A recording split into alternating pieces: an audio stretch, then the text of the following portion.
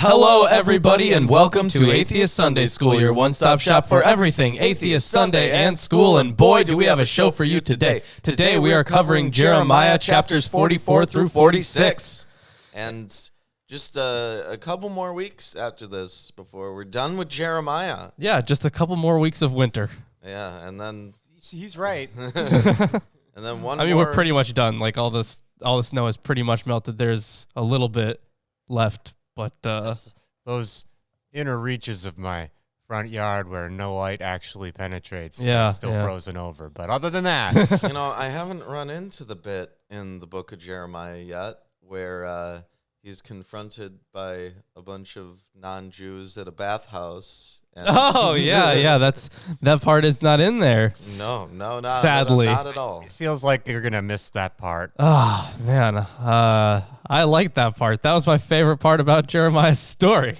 Yeah, unfortunately, just like Lilith. Right, It's of course. only in the alphabet of Ben Sira. Yeah. So that was good times. But you know what? We have some new commands. Yeah. Exclamation point. Wait, hold on. Just show people the commands. You know what? Yeah. What? We'll let somebody else do it. Okay. Somebody else. I'm Exclamation point commands. That's right. We'll bring it up again later. Yeah, I guess. We'll try. mention it if you don't do it. Last time somebody did it, and since it only has a show whoever does it first and then wait 5 seconds thing, Yeah. I'd like them to get it. All right.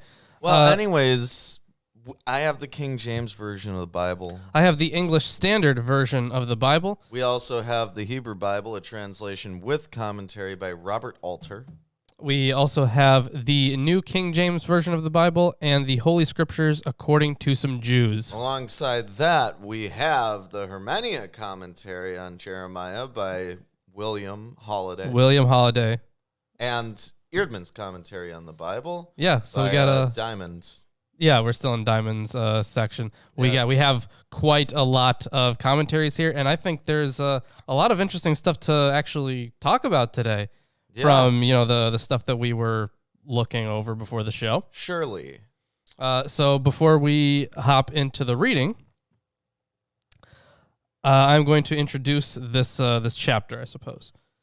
So what follows now in chapter 44 is a general word from Yahweh for all Jews living in Egypt. Right, because if you remember in last week, they all migrated to Egypt after there was a coup. Yeah, and also, man, why are they doing this? They shouldn't be going back to Egypt. Terrible idea. Oh, that was like the thing that he said you shouldn't do. Mm-hmm. He gave him the whole Don't go back to Egypt thing. Sword, famine, and pestilence thing. Yeah.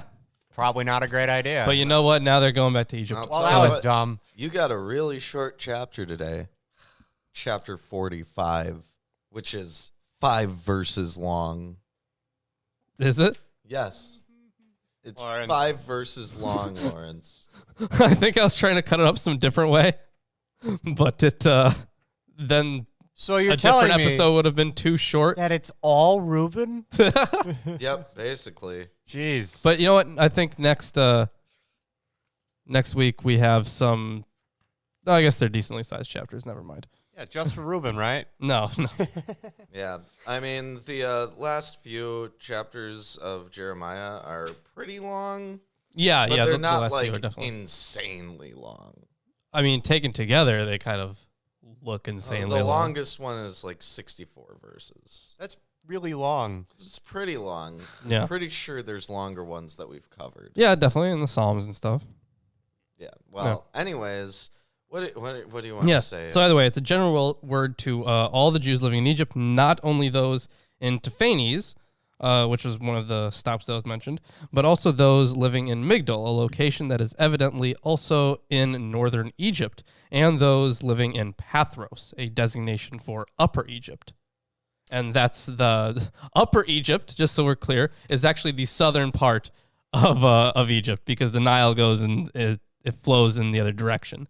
Yeah. So it goes from south to north. So southern Egypt is Upper Egypt, and then That's northern right. Egypt is Lower Yeah, Egypt. we didn't make the rules. We didn't. No. I would have made it different. I'm sure you would have. Lower Egypt would have been lower on the map. Mm-hmm. Yep. Anyways. It's a sphere. Let's see if Yahweh makes good on his promise to destroy the house of the rising sun. Oh, buddy. I guess we'll see. Yeah, I guess. Anything else you want to add in before I hop into it? I guess just some interesting stuff about Migdol here. It's a Northwest Semitic word meaning tower or fortress. The word was borrowed in Egyptian, both as a common noun and as a proper noun. The Migdol of Jeremiah has until recently been identified with Tal al-Hayr, but a recent Israeli survey has determined that the location of this Migdol is about 1 kilometer north of Tal al-Hayr at a site designated T21. Oh, creative. Its location is roughly 40 kilometers east-northeast of Tephanes. The central feature of the site is a square fortified structure, 200 meters on a side. Pottery from the site include Sayite, I think it's Sayite pottery from the 6th century, and Syro-Palestinian or Phoenician and Greek ware from the same period. By contrast, the earlier remains from Tal al-Hayr date from the Persian period. That's the 5th century. So it's like a proto-America. You got a melting pot there. You got the Phoenicians and the Syrians. I mean, yeah, Egypt was that was a place to be. Yeah. Whole bunch of people went through Egypt. Well, apparently to Egypt. Not anymore at this point because of the Babylonians. Right. Yep. Well, let's hop into it then. What? Chapter 44. The word that came to Jeremiah concerning all the Jews which dwell in the land of Egypt, which dwell at Migdol and at Tephanes and at Noph and in the country of Pathros. Yeah, saying, and Noph, this is the Egyptian city generally called Memphis. So pretty big city. Yep. Not the Tennessee variant. No. Thus saith the Lord of hosts, the God of Israel. Ye have seen all the evil that I have brought upon Jerusalem and upon all the cities of Judah, and behold. I don't think we had a behold last week, did we? No. Oh. We had a beheld. We had a beheld. That's right. That was in Wisdom of Solomon. It was, yeah. Yeah. Well, that was this week then, right? Oh, you know what? Someone in the chat should exclamation point behold. Yes. Yeah, give it a go. Yeah, we have Nightbot taking care of that so that you don't get banned. This day they are a desolation, and no man dwelleth therein, because of their wickedness which they have committed to provoke me to anger, in that they went to burn incense, and to serve other gods whom knew them not, neither they, yea, nor your fathers. Howbeit I sent unto you all my servants the prophets, rising early and sending them, saying, Oh, do not this abominable thing that I hate. I mean, should we talk about the burning of incense there? Yeah, sure. All right. Presumably frankincense and myrrh. Yeah, sure. So the ritual act of burning incense, of course, it's been covered many times in the Bible, though part of most cults, is particularly associated with the worship of the Assyrian goddess Ishtar, known in Greek as Astarte, which was widespread among the Israelites in the last 2 centuries before the destruction. This identification will be made clear later in the prophecy where Ishtar is named by her epithet, Queen of the Heavens. Oh, well, there's some interesting stories out there about Ishtar. Oh, yeah, when definitely. she descends into the underworld and has to strip at every gate. Yeah, that's a fun one. Yep. Very interesting. Anyways, but they hearkened not, nor inclined their ear to turn from their wickedness, to burn no incense unto other gods. Wherefore my fury and mine anger was poured forth and was kindled in the cities of Judah and in the streets of Jerusalem, and they are wasted and desolate as at this day. Therefore, now thus saith the Lord, the God of hosts, the God of Israel, Wherefore commit ye this great evil against your souls, to cut off from you man and woman, child and suckling out of Judah, to leave you none to remain, in that ye provoke me into wrath with the works of your hands, burning incense unto other gods in the land of Egypt, whither ye be gone to dwell, that ye might cut yourselves off, and that ye might be a curse and a reproach among all the nations of the earth. Have ye forgotten the wickedness of your fathers, and the wickedness of the kings of Judah, and the wickedness of their wives, and your own wickedness? And the wickedness of your wives, which they have committed in the land of Judah and in the streets of Jerusalem. Okay, so you just finished verse 9, right? Yes. Okay, so the evils of the kings of Judah, of course, we talked about that throughout the entire Deuteronomistic history, basically. Yeah, it keeps happening over and over and over again. And this is, during a period which is covered by the Deuteronomistic history. So, though we didn't hear much about their wives in the Deuteronomy. Yeah, there was one thing about I forget her name. The one that ruled for a little bit on her own, Jezebel, right? I think that was her. Might have been. Yeah, she ruled a little bit on her own. By the way, yeah, but that didn't last very long. Right. So the evils of their wives, again, by the account of the Book of Kings, the wives, some of them foreigners, were sometimes especially active in pagan worship. That's right. Yeah. And the cult of Ishtar had a strong attraction for women. I can't imagine why. They are not humbled even unto this day, neither have they feared, nor walked in my law, nor in my statutes that I set before you and your fathers.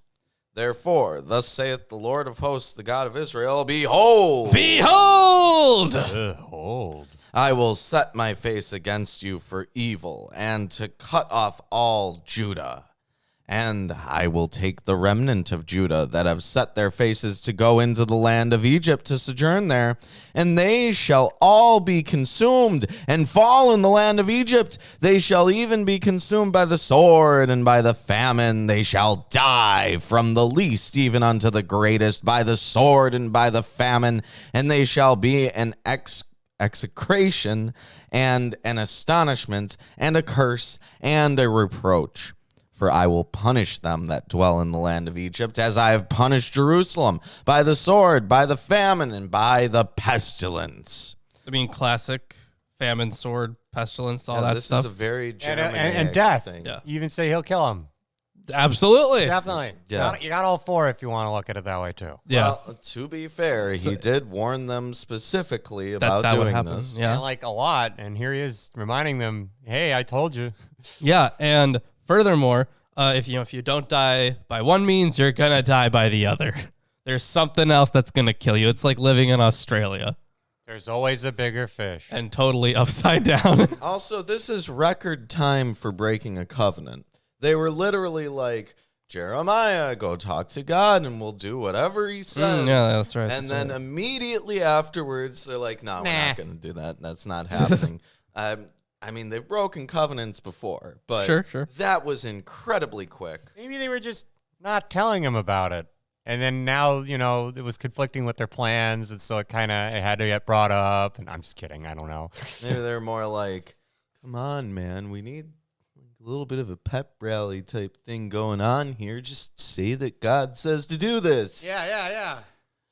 Anyways, so that none of the remnant of Judah which are gone into the land of Egypt to sojourn there shall escape or remain, that they should return into the land of Judah to the which they have a desire to return to dwell there. Thanks, KJV. For none shall return, but such as shall escape. So to go back to the land of Judah, to which they long to go back to dwell there.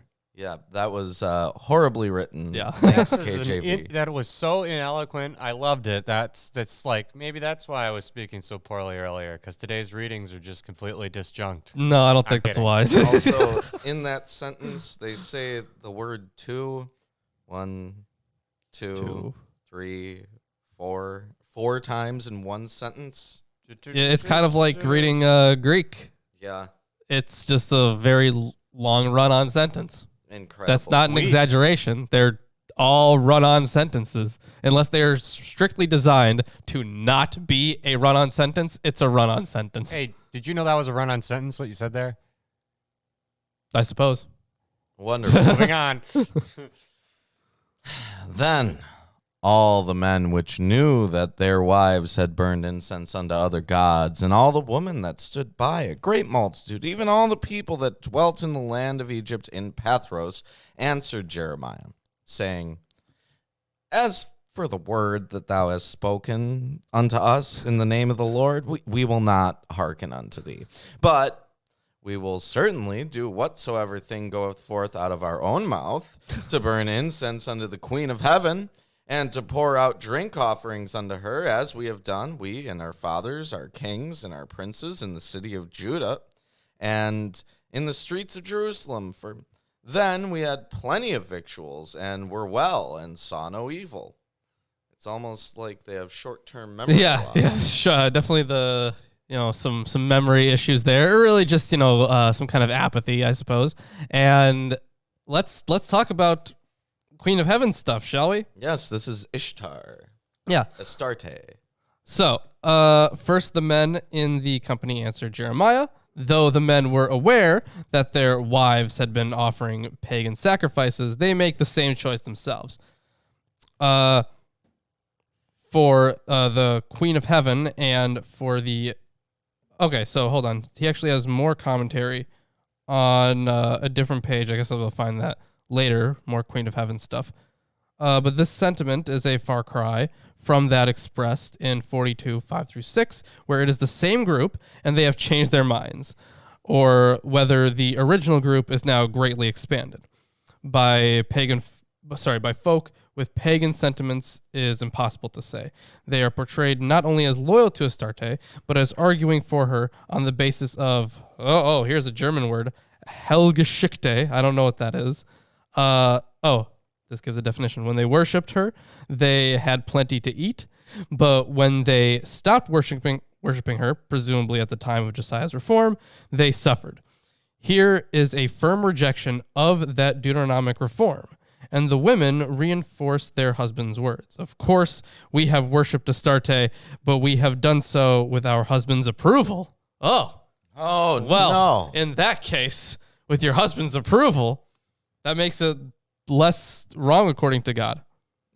Well, although it's not exactly tangible evidence either, the whole thing about false idols, which got brought up so much in our readings, seems to be here that when they pray to these idols, they get some food, and when they don't, they don't. So they would, they'd think it, even if it isn't true, they would think that it was impactful. Correct? I mean, I suppose. All right, well, it's just a forethought there. All right. Yeah. All right, so obviously we've established that the thing that they're doing wrong right now in this specific case is worshiping Astarte, right? Right. So as you kind of pointed this out, so this is going to be a reading from Erdman's commentary, Alternate Yahwistic Myths Clash. Jeremiah's reading of Israel history proves no more cogent than theirs does in offering a coherent and plausible mythologization of their cultural experience. A deep indeterminacy afflicts Yahwistic myth as much as the institution of its prophets. There is an analogy with Jeremiah's conflict with Hananiah back in Jeremiah 28. For Yahweh can no more unmask the pretensions of the Queen of Heaven than Jeremiah proved capable of decisively unmasking Hananiah's prophetic tropes. Judah's historical experience remains radically equivocal, susceptible as it is to explanation from competing myths of Israel. Anxious on this score, in chapter 28, the composition had recourse to a foreshortened prediction fulfillment scheme, able as it was to avail itself to a narrative. Succor. It looks like it's Sucker. Sucker. It should be pronounced sucker. Yeah, sucker. Okay, so Succor. Should we pronounce sucker? Mhm. I thought it would be, but that'd be just weird. It's like sucker. Oh, okay, whatever. Of narrative sucker. See, it sounds horrible. Doesn't it? In the report of Hananiah's swift demise. But no such easy out can present itself for Jeremiah before the Egyptian diaspora. For by now, Jeremiah's prophetic legitimacy has been opened up to a deeper indeterminacy. Though the composition seeks to use the success of Babylonian imperial designs along with its concomitant Germanic oracular predictions to commend its mythic regime of Yahweh alone, nevertheless, the Egyptian diaspora has also had to witness the failure of Jeremiah-inspired Gedaliah restoration bid. The benefits of Yahweh alone remain compromised, as the husband-approved devotees of the Queen of Heaven are quick to argue. Yeah, I mean, that whole thing at the end there, like, our husbands say it's okay, so we can do that. No big deal. I am gonna try to while you're reading, I'm gonna try to find some further commentary on this. Maybe something that was not discussed. Okay. And when we burned incense to the Queen of Heaven and poured out drink offerings unto her, did we make her cakes to worship her and pour out? Wait. I was at verse 18. But since we left off to burn incense to the Queen of Heaven and to pour out drinks, thank you, drink offerings unto her, we have wanted all things and have been consumed by the sword and by the famine. And when we burned incense to the Queen of Heaven and poured out drink offerings unto her, did we make her cakes to worship her and pour out drinks offerings unto her without our men? Then Jeremiah said unto all the people, to the men and to the women, and to all the people which had given him that answer, saying, the incense that ye burn in the cities of Judah and in the streets of Jerusalem, ye and your fathers and your kings and your princes and the people of the land, did not the Lord remember them, and came it not into his mind, so that the Lord could no longer bear because of the evil of your doings and because of the abominations which ye have committed? Therefore is your land a desolation, and an astonishment, and a curse, without an inhabitant, as at this day. Because ye have you have burned incense, and because ye have sinned against the Lord, and have not obeyed the voice of the Lord, nor walked in his law, nor in his statutes, nor in his testimonies, therefore this evil is happened unto you as at this day.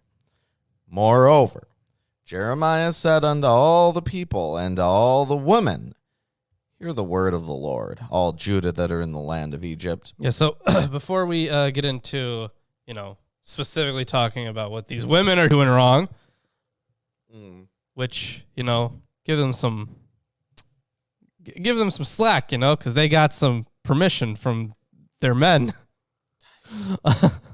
I want to hop back to some Queen of Heaven stuff, because there's a lot of interesting stuff that we can kind of pick out here from his other commentary. So this is a two-part commentary. So I have here part one open right now. So the Queen of Heaven is assumed by most to be a reference to Astarte. The Babylonian Assyrian equivalent Ishtar was called Queen of Heaven. The phrase has turned up in a 6th century Aramaic papyrus in Hermopolis, that's in Egypt, house of the Queen of Heaven, but not in a context that identifies the goddess. It has been proposed that Jeremiah is referring to the goddess Anat rather than Astarte, but these two goddesses shared functions at Ugarit, and it would be difficult to contrast them on the basis of such an epithet as the present one. Much less likely is the suggestion of Dahud, I'm pretty sure that's how you say his name, that the sun goddess Shapash is intended here. A great number of clay figurines of a nude goddess have been excavated from Israelite sites, and it is clear that practices associated with a fertility goddess were widespread in this period. Well, if it were about a sun god, that would be... It would be way more obvious. Right, and it would also fit more with the narrative because of the mentions of the House of the Sun, which I suppose, previously established. But who expects biblical authors to actually fit things into their narrative? It's just kind of scattered. Oh, if this was a specific polemic against a specific cult, I guess. It's currently a polemic against worshiping the Queen of Heaven. Yeah, that's what I'm talking about. Could be interpreted also as being general goddess worship, right? Oh, we've had plenty of that either way. But the ones at the time would have been. Yeah. Yeah. Would have been Ishtar, probably. Yeah. Thus saith the Lord of hosts, the God of Israel, saying, the redundancy department of redundancy. Ye and your wives have both spoken with your mouths and fulfilled with your hand, saying, we will surely perform our vows that we have vowed to burn incense to the Queen of Heaven and to pour out drink offerings unto her. You will surely accomplish your vows and surely perform your vows. Therefore, hear ye the word of the Lord, all Judah that dwell in the land of Egypt. Behold. Behold! Behold. I have sworn by my great name, saith the Lord, that my name shall no more be named in the mouth of any man of Judah in all the land of Egypt, saying, the Lord God liveth. Behold. Behold! Behold. I will watch over them for evil and not for good, and all the men of Judah that are in the land of Egypt shall be consumed by the sword and by the famine until there be an end of them. So, basic repetition of this stuff from before. Right. With the famine and the pestilence. Yep, and the death and Yeah. the sword. Yeah.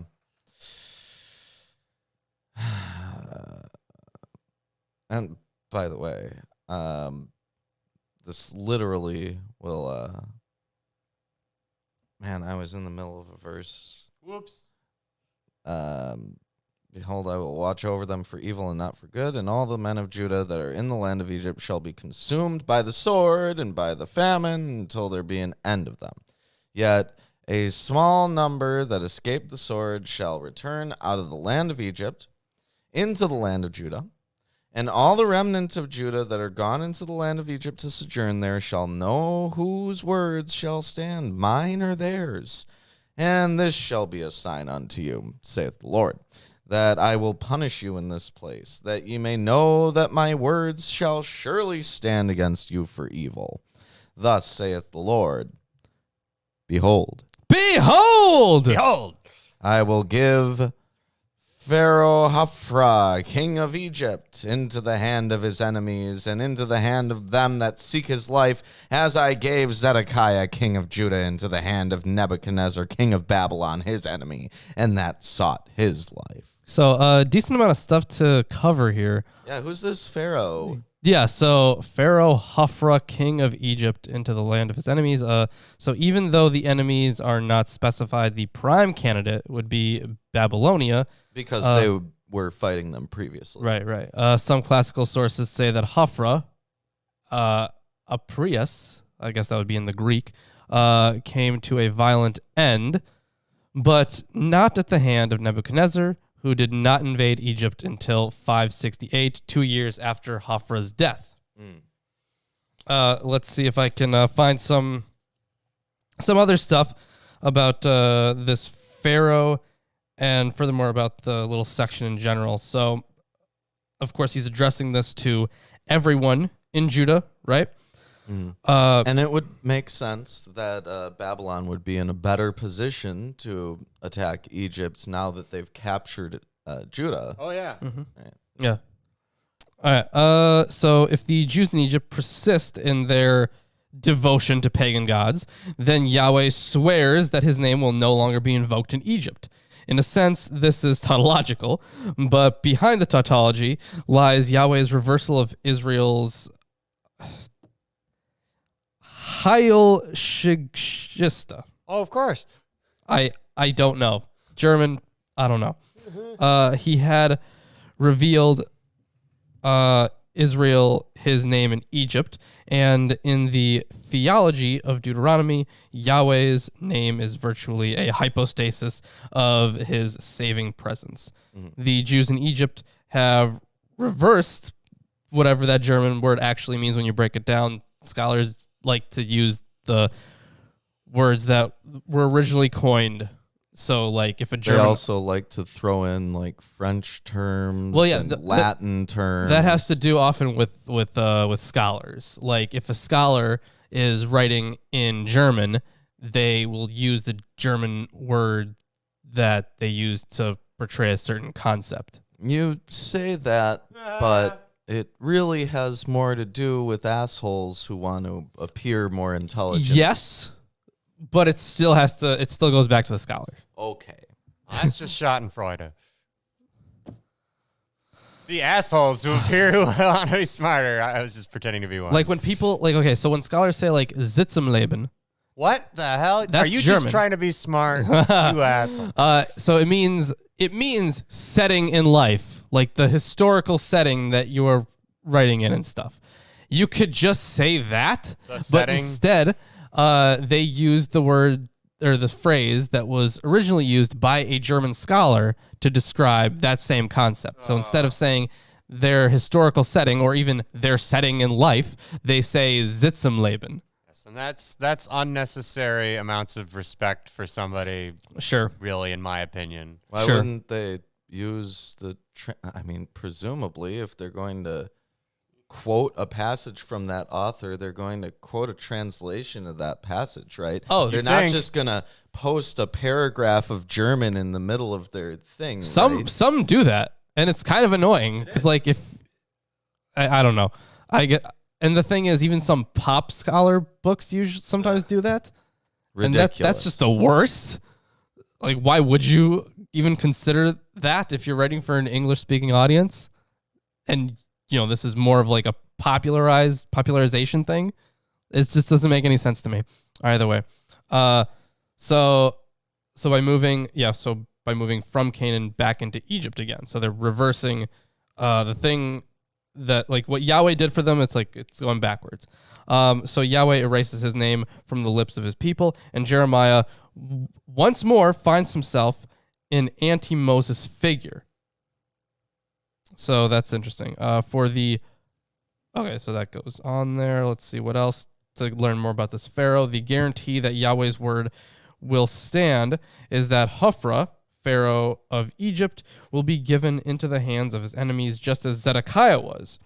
This Pharaoh, whom Herodotus calls, I called it, right, Greek, who Herodotus called Aprius, carries the Egyptian name.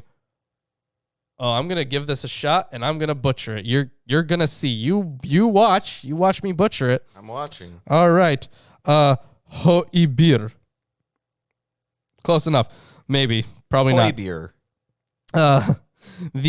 So it means the heart of the sun god Re endures. He began his reign in 589 or 588 and ruled until 569 when he lost power to his general Amasis. So Jeremiah doubtless had Nebuchadnezzar in mind, but the prophecy is so shaped that Hophra's ultimate fate conforms to it. Yeah, and Diamond points out in Eerdman's commentary, Jeremiah's oracles were an empty wind. Nebuchadnezzar never decimated Egypt. An Egyptian diaspora persisted throughout the Second Temple period. The restoration interests of the colonized elites must refuse such admissions. Thus, evocation of Hophra's oracular demise intends to mask such Germanic failures. Indeed, the sign of Hophra happened as it was foretold, assuming historical awareness of the coup engineered by one of his generals, Amasis. As long as one trades in opacity of referent for Hophra's enemies, disengaging their natural linkage in the context with Nebuchadnezzar. Oracular duplicity can sustain the sign of Hophra as a pledge of the Yahwistic rejection of an Egyptian diaspora claims and countermyths of Israel, even as it postpones anxiety over Jeremiah's oracular failure to the future. And I think that's brutal. Hey, yeah, diamond. It is diamond. I could feel the diamond. That's so him. Like that particular quote of his It's too obviously his. All right. So this next chapter, as you already noted. By the way, that's the end of Yes. chapter 44. If you're enjoying the stream so far, give us a like, comment, subscribe, share it with your friends, family, neighbors, rulers who are about to be killed in a coup. Wow. Whatever. But yeah, make sure you do all the things, because every single thing on this short list right here is very important. And you know what else is important? Those commands. Go ahead and, I don't know, play around with them if you want. They're kind of neat, I guess. Yeah, we have more commands than we did the other day. Yeah. We'll add more if I we added feel some like stuff it. to it. Yeah. We Yeah. even got a quote of the day. Yeah, Recommend some QOTD. commands. All right, so I'm going to hand off this to you. So this next section is, of course, very short, but there is a good bit of commentary on its structure, its form, where it came from. You know, 'cause there are a lot of different ideas about where it came from, right? Yeah, and so Eerdmans, I'm just going to read part of this off before you even Sure, get into sure. it. This brief passage makes a gesture toward the ending of the scroll of Jeremiah. It does so by reaching back.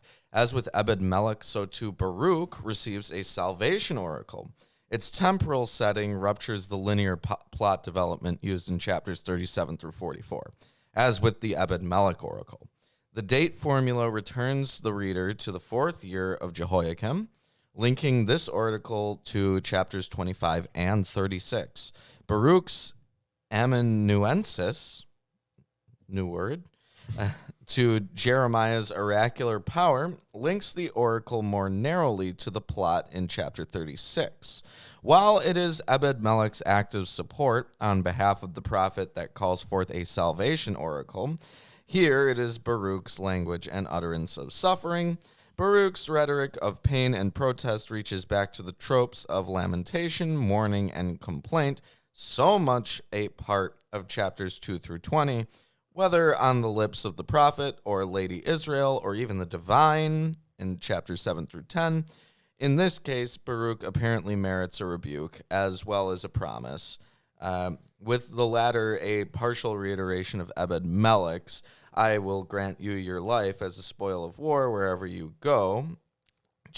And notice the threads of commendation that are so much a part of this promise to Ebed-Melech have all been stripped away here for Baruch.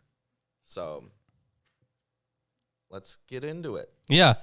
So on the time period of stuff, I was just kind of skimming the Hermenia commentary, and there was a lot of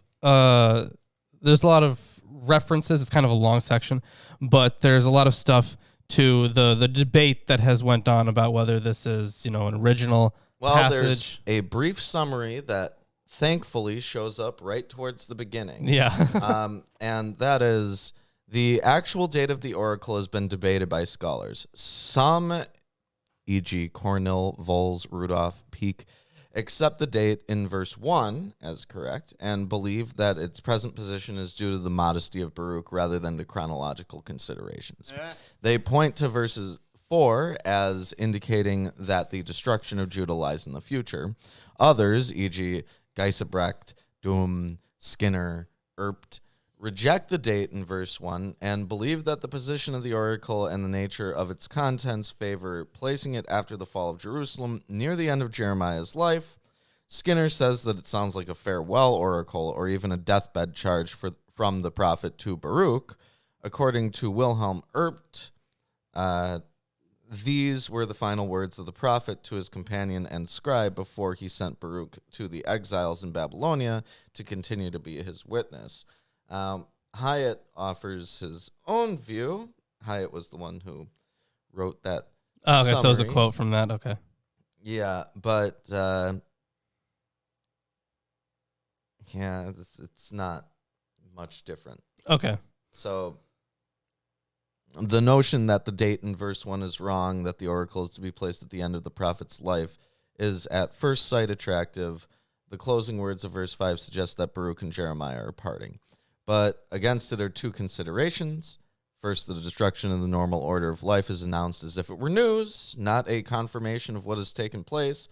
Second, and more crucially, it's hard to imagine the motive for the drafting of the specific date given in verse 1 if it were invented. The most economical view is that the passage is what it says it is. All right. So how about we hop into this reading, I suppose. Do it.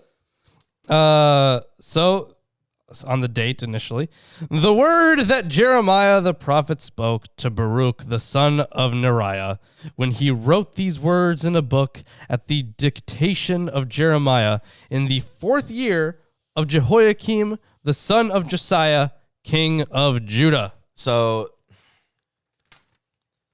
from the mouth of means from the dictation of. Sure, yeah. The book of prophecies that Baruch is writing out could not be the one burned by Zedekiah, because that happened considerably later than the date that's given. The reasonable inference is that this is a first installment of the prophecies of Jeremiah, perhaps chapters 1 through 20 in the canonical collection. Ah, okay. So one of the possibilities then is that it's been misplaced, I suppose. All right. Thus says the Lord, the God of Israel, to you, O Baruch. You said, woe is me, for the Lord has added sorrow to my pain. So the language here is close to poetry, specifically the poetry of lamentation. Not poetic enough, Baruch. Try again. Although the sentence does not quite scan as formal verse. The cause for the woe may be the dire content of the prophecies. And there's also... Yeah, there's commentary earlier on in here, but it's basically not that substantial. Basically, woe is me. Okay, woe is me. Boo-hoo. So, anyways, Sorry. this is God quoting Baruch to Baruch. He is mocking him. In fact, I am weary with my groaning, and I find no rest. Thus shall you say to him, thus says the Lord, behold! Behold! Behold. Also, weary of my groaning, approximate parallels of the language appear in Psalm 6, verse 7, and 69, verse 4. What I have built I am breaking down, and what I have planted I am plucking up. That is the whole land. And do you seek great things for yourself? Seek them not, for behold! Behold! Behold. Declares the Lord. Wait, no, I skipped a whole line. Behold, I am bringing disaster upon all flesh, declares the Lord. But I will give you your life as a prize of war in all places to which you may go. How nice of him. This expression basically means I will enable you to survive, but you can count on little more than that. All the places you go probably intimates the future destiny of exile. Now,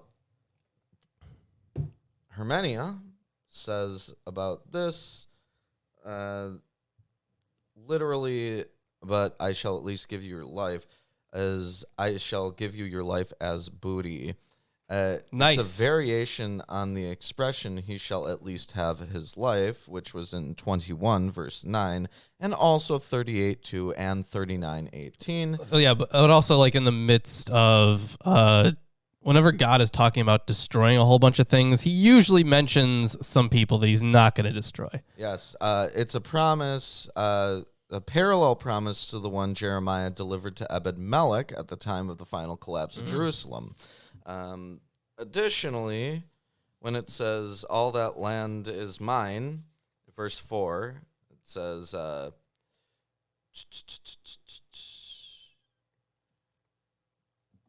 oh man.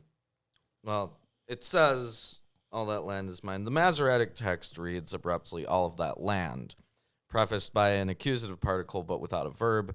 The Targum Yonatan translates as, all the land of Israel, for it is mine.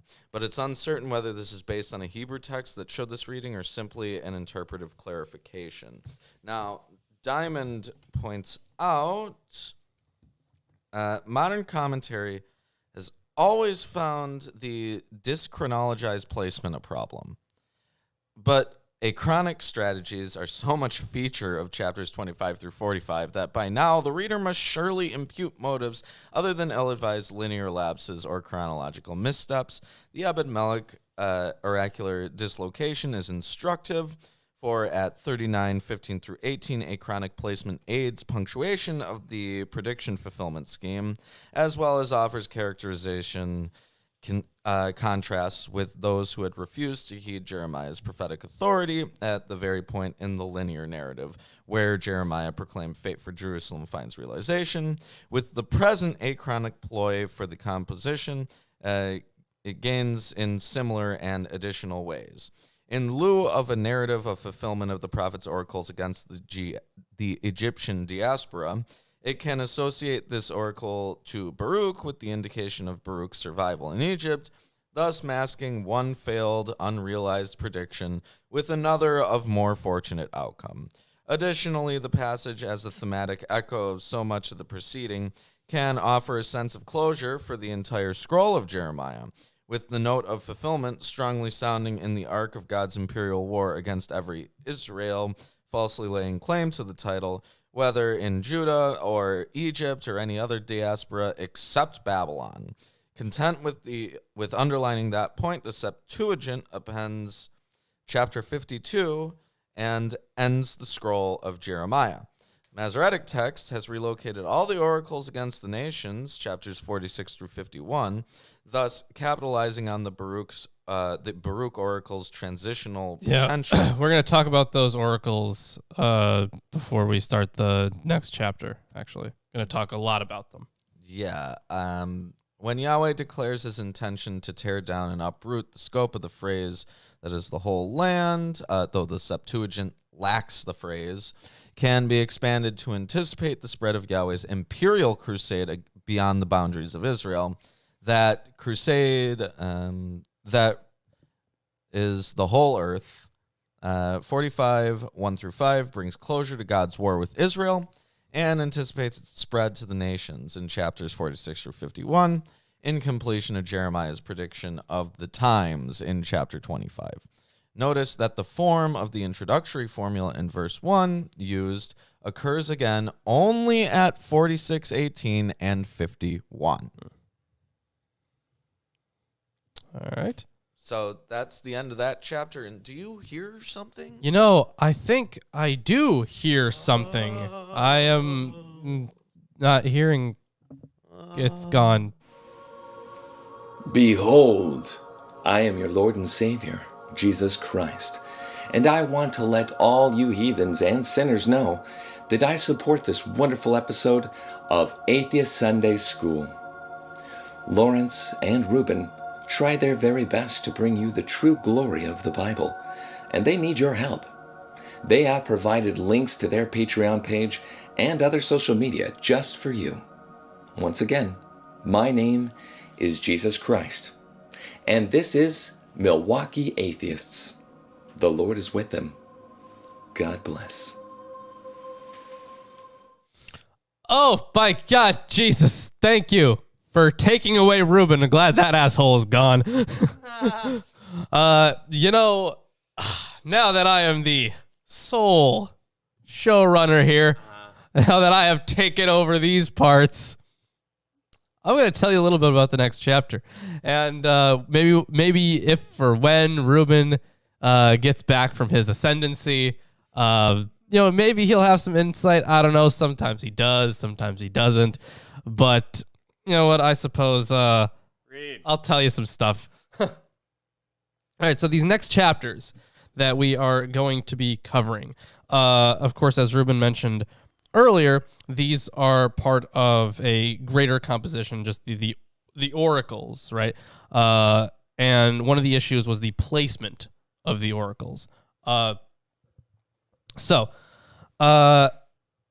These... Oh, my God, he's back. Yes, I was given a prophecy by Yahweh. Oh, you were? That the Pharaoh of Egypt would die in a similar fashion to Zedekiah, but Yahweh was wrong. Oh, well, you know what's new? All right, so these, so he puts them in 6 chapters, kind of all as one unit here. So chapters 46 through 51. Even though 50. Yeah, 52 is left out. It's final chapter. Yeah, different thing. Exactly.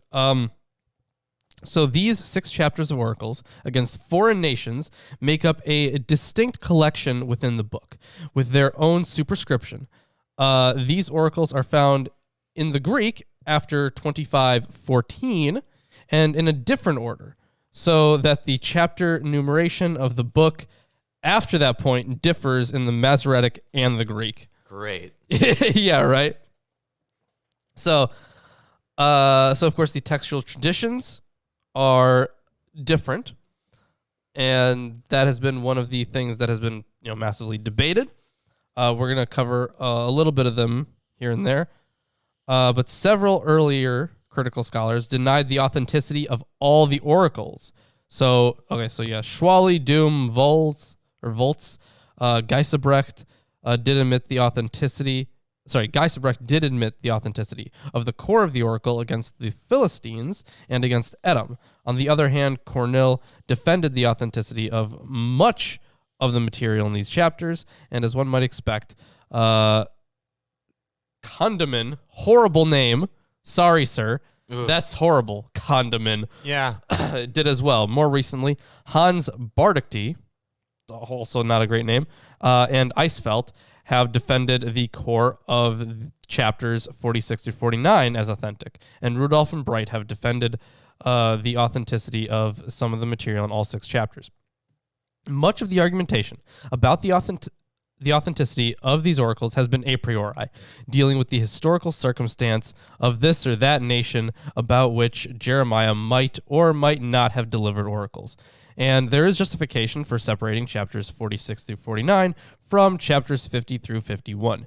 The material against Babylon has its own literary history, given the narrative in 51, 59 through 64. But I shall not review any of this argumentation here because I think it better to examine the oracles one by one in the hope that their authenticity and their setting may thereupon be determined. Indeed, this essay might more logically come after a consideration of the oracles themselves. My observation is the impression one gains as one works through these oracles of their variety. I do not have in mind the variety of nations, though that is obviously basic, but the variety of tone, form, and approach that these oracles display. So, Eerdmans, Diamond comments on this, actually. The location of the oracles against the nations at the end of the Jeremiah scroll is a feature of the Masoretic text representation of the tradition. In that relocation, the Masoretic text also resequences Egypt, Philistia, Moab, Ammon, Edom, Damascus, Kedar, Elam, Babylon. Contrast the Septuagint. Elam, Egypt, Babylon, Philistia, Edom, Ammon, Kedar, Damascus, and Moab. The Masoretic text gains in this rewriting of Jeremiah, for it not only affects its picture of a divine war that spreads out over the world from Israel, but it also thematically divides the oracles against the nations into chapters 46 to 49 and 50 through 51. In the former, Babylonian imperial predation still furthers Yahweh's own imperial designs. In the latter, the Babylonian beast falls from Yahwistic instrumentality and goes to the ground as its Yahwistic master treats it to the same fate as the rest of the world. The Masoretic text refocuses the tradition on hope and recalculates the progress of the war of God toward the restoration of Israel. Discerning a rationale for the internal arrangement within each oracle against the nations, however, is much harder to work out, and the term pastiche has often been used to describe the texture of the tradition. Yeah, kind of like a cut and paste kind of thing. So, as was already noted, the traditions, the textual traditions at least, vary. Yes. So they're in a different place and in a different order. So the note here from Holiday, the sequence of individual oracles in the Masoretic seems to be the original, in order that in the main is both chronological and geographical. Thus, there is no reason to question the date in the superscription of the first oracle against Egypt, 605. The second or later oracle against Egypt will then have been associated with it. So the Masoretic text is not only chronologically better, but also thematically better than the Septuagint in this section. Yes. On the other hand, the individual order of the oracles in the Greek has evidently been shifted. Most remarkable is that Elam should head the list. Historical Elam is the farthest removed from the world of Judah, and the placement of Elam at the head of the sequence attracts attention. Earlier commentators had assumed that the Greek understood Elam to be the Persian Empire and placed 3 world empires first: Persia, Egypt, and Babylon. But, as Rejection points out, this can hardly be. When the Greek was translated, it distinguished the kings of Elam and the kings of the Medes, and the kings of Elam and the kings of the Persians. Rejection, I'm going to say that wrong. I don't care. Suggests that Elam was highlighted as representing the Parthian Empire. This suggestion was accepted as an alternative view by Rudolph and is, I believe, correct. The Parthians had claimed independence from the Seleucids in the middle of the 3rd century BCE. So he thinks it's pretty late? Is that what he's going for? Quite late?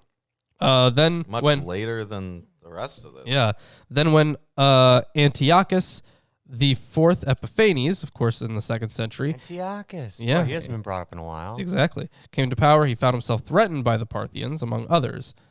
So I don't know if in this section he is arguing that that this came much later. It sounds like he is, but I'm not 100% sure. Maybe, it's supposed to mean the Parthians. But I guess I don't know that much about the Parthians. So, yeah, I don't know. All right, we can. All right, let's hop into it then. Hey, if you're enjoying the stream, share it with your friends. The word of the Lord, which came to Jeremiah the prophet against the Gentiles. Good. Against Egypt. Against the army of Pharaoh Necho, king of Egypt, which was by the river Euphrates in Karshemish, which Nebuchadnezzar, king of Babylon, smote in the 4th year of Jehoiakim, the son of Josiah, king of Judah. Order ye the buckler and shield, and draw near to battle. Harness the horses, and get up, ye horsemen that stand forth with your helmets. Furbish the spears, and put on the brigandines. Wow, this sounds piratey. I like it. So all bucklers and brigandines. It reminds me of the Bhagavad Gita. Yeah, I suppose. All these words of military exhortation are best understood as addressed by God, the word of the Lord to the Egyptian army, which is being urged to head into the battle where it will meet its destruction. Buckler, magen, is generally thought to be a small round shield. Yeah, I think we know that. Okay, fine. Yeah, We're great. aware. And, sorry. And then he says that the word shield is a large rectangular one. Whoa, Alter, come on. Whoa. That's what a shield is. So they mean people with small shields and people with big shields. Yes. Gotcha. Wherefore have I seen them dismayed and turned away back, and their mighty ones are beaten down and are fled apace, and look not back, for fear was round about, saith the Lord. Let not the swift flee away, nor the mighty man escape. They shall stumble and fall toward the north by the river Euphrates. Oh, just like he said that they would stumble. Who is this that cometh up as a flood, whose waters are moved as the rivers? Egypt riseth up like a flood, and his waters are moved like rivers. And he saith, I will go up and will cover the earth. I will destroy the city and the inhabitants thereof. So we get this flood imagery. Yeah, and quite a lot of it too. Been a little while. Yeah, so The Nile floods. Yeah, it does. It's called I forgot the word. The seasonal flooding. Seasonal flooding. No, fuck it. There's a different word for it. Oh, whatever. I forgot. I also know there's a word, but I forgot. I think it starts with an E. Irrigated? No. It's That something with the starts delta. with an I. I Chris. gotcha. You're right. Sorry. Man. Okay, whatever. Maybe it'll come to me. Either way, so the Nile does periodically overflow its banks as the principal source of water for Egypt. It serves here as an apt image of the overweening Egyptian expeditionary force that aspires to cover the earth. Come up, ye horses, and rage, ye chariots, and let the mighty men come forth. Ooh, the mighty men. Ah, The Ethiopians and the Libyans that handle the shield, and the Lydians that handle and bend the bow. Oh, these are the mighty men now. I mean, I guess they have some fairly strong armies, I suppose. So Kush. Must be. Okay, so Kush is Nubia, and at one point a conqueror of Egypt. Put is probably Libya, and the Ludim are probably Lydians, a people of Asia Minor. All these foreigners would be mercenaries fighting in the Egyptian ranks, and mercenaries are explicitly mentioned in verse 21. Oh, okay. So these aren't the Egyptians, but they are hired by the Egyptians. Yes. So This happened a the lot. implication is that the Lydian contingent were skilled archers. Yeah, with bending the bow. Yeah, makes sense. And the Ethiopians and Libyans are like the front ranks with their shields. I suppose.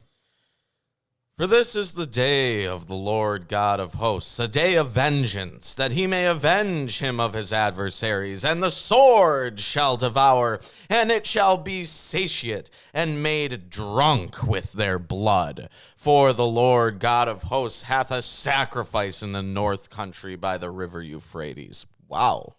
That's intense. Satiated by their blood. That's pretty metal. Yeah.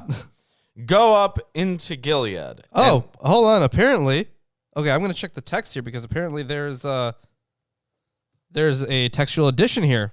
Oh.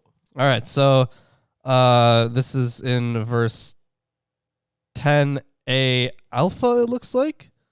But apparently it resembles Isaiah 34:8, a verse which is part of a passage best dated at the end of the 6th century. So that is interesting. I'm going to check the actual text on that so you can continue reading. Go up into Gilead and take balm, O virgin, the daughter of Egypt.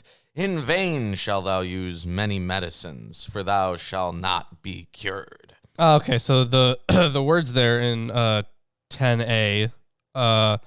So I'm just about the vengeance. Yeah, so looks like it's only part of it too. Just the first part of it. That day belongs. Hold on, how is this broken up? This is so weird. Okay, here it is. Okay, so that day belongs to the Lord Yahweh of hosts, a day of retribution to gain redress from his foes.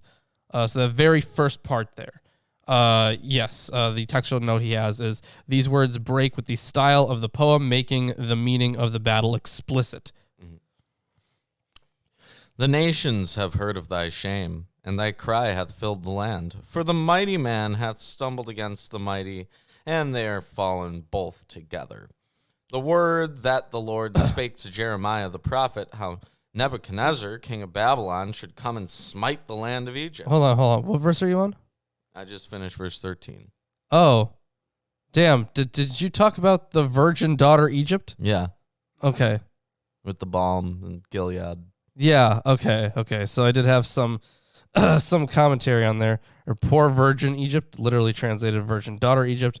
Personification combines both daughter and virgin. The double appellation probably did not exist before Jeremiah's time.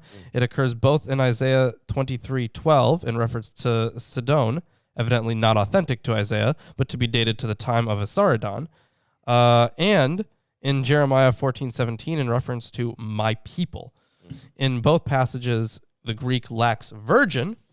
However, it occurs in Lamentations 1:15. Yeah. All right. Declare ye in Egypt, and publish in Migdol, and publish in Noph, and in Tahpanhes. Say ye, stand fast and prepare thee, for the sword shall devour round about thee. Why are thy valiant men swept away? They stood not, because the Lord did drive them. He made many to fall, yea, one fell upon another.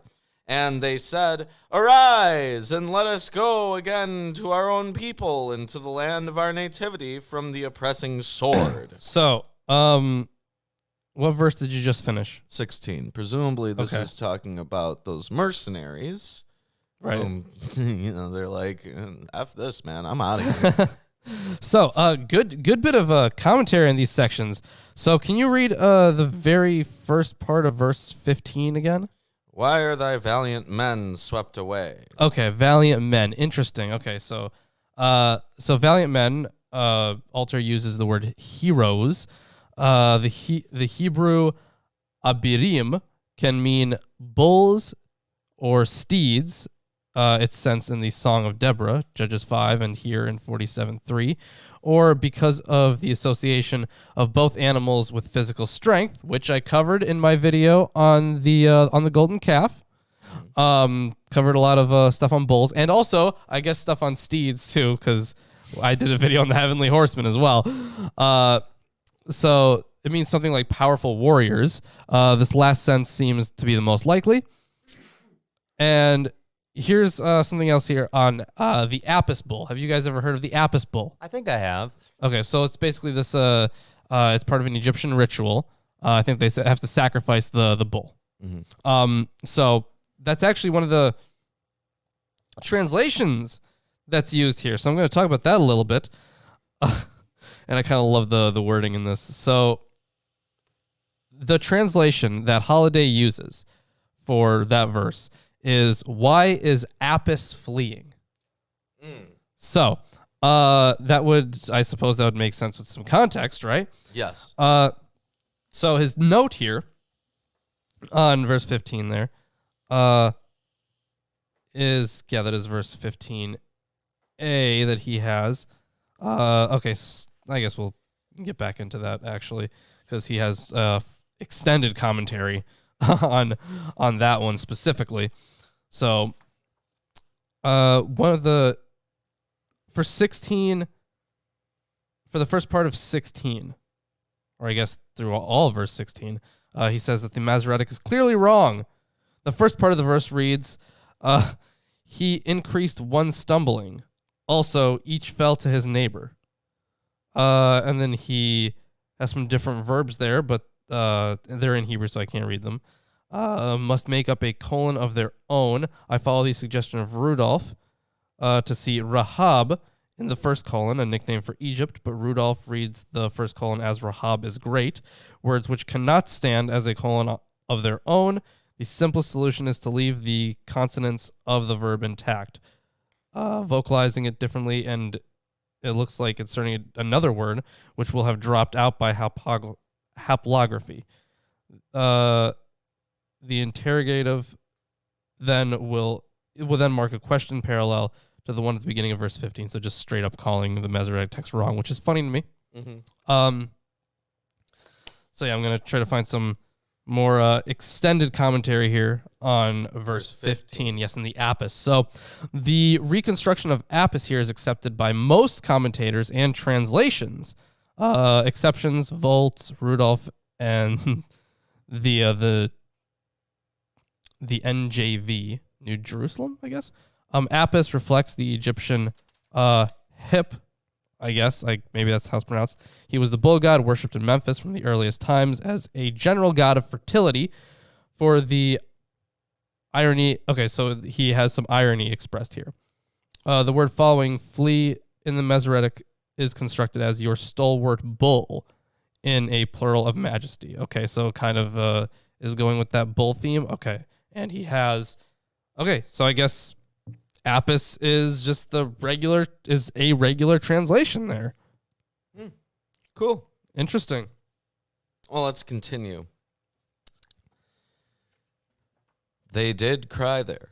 Pharaoh, king of Egypt, is but a noise. He hath passed the time appointed. As I live, saith the king, whose name is the Lord of hosts, surely... You all right there? You said a beetle? Yeah, a little tiny one. A tiny beetle. Huh. Okay. Well, it's dead now. All right. Aw.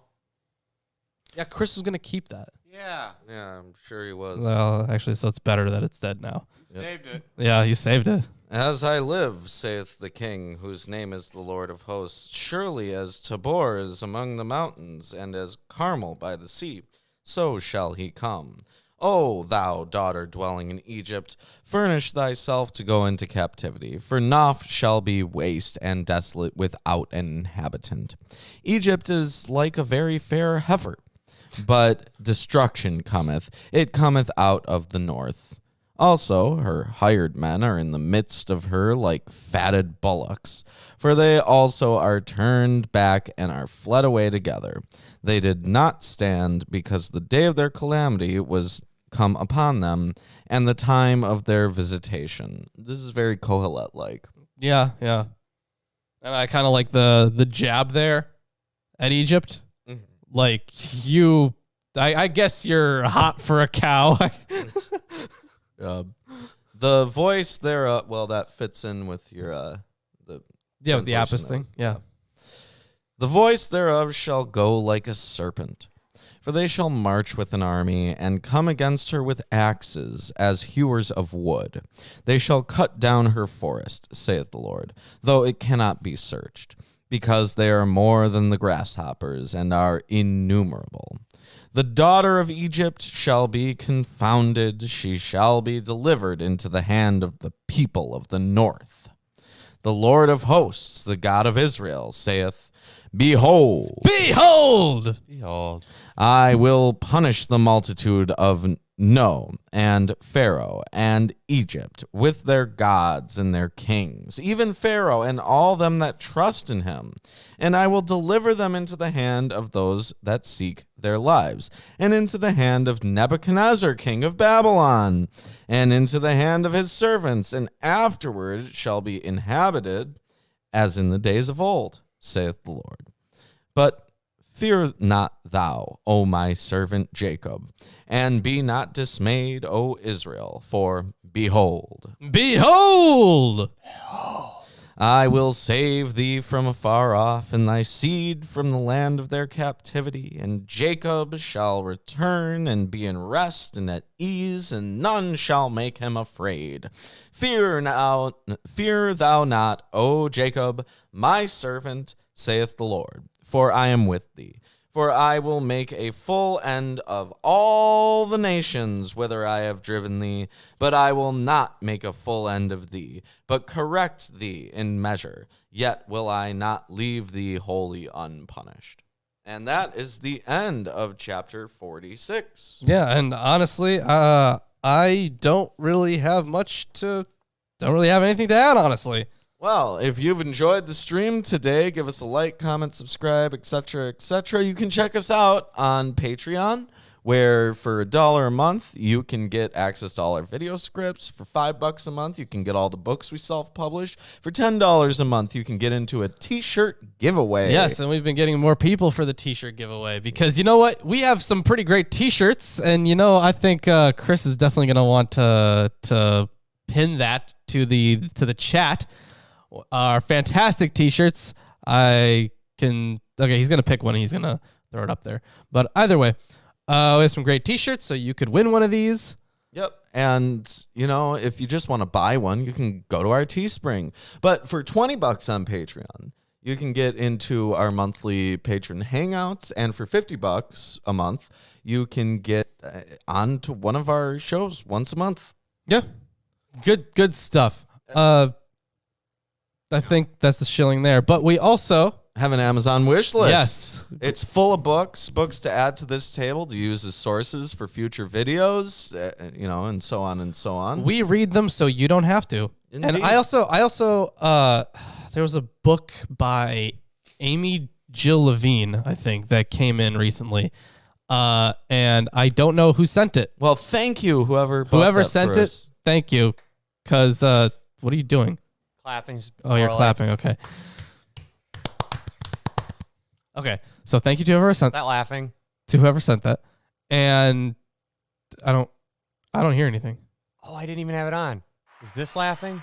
It's clapping. It's clapping. There you go. It's clapping. Okay. Well, anyways, Amy Jill Levine. Oh, yeah. So she is a pretty well-respected scholar in the field, mostly concentrating on New Testament studies.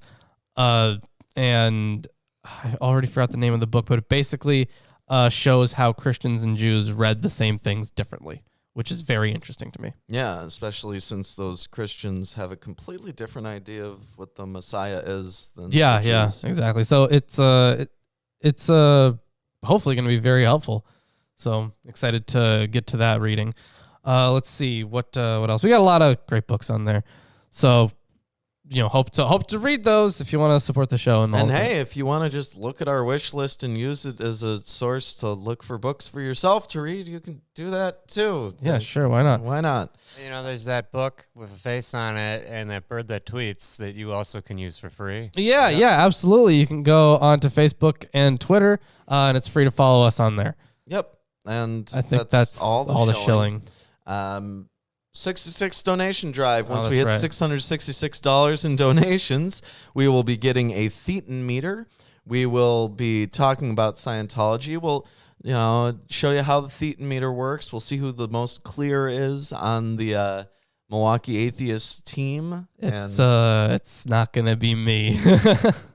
Watch it be you. Oh man. And it's like that's gonna happen. Like if I end up living the longest somehow, that's gonna bum me out too. Oof. Yeah, we'll force you to survive. Dick.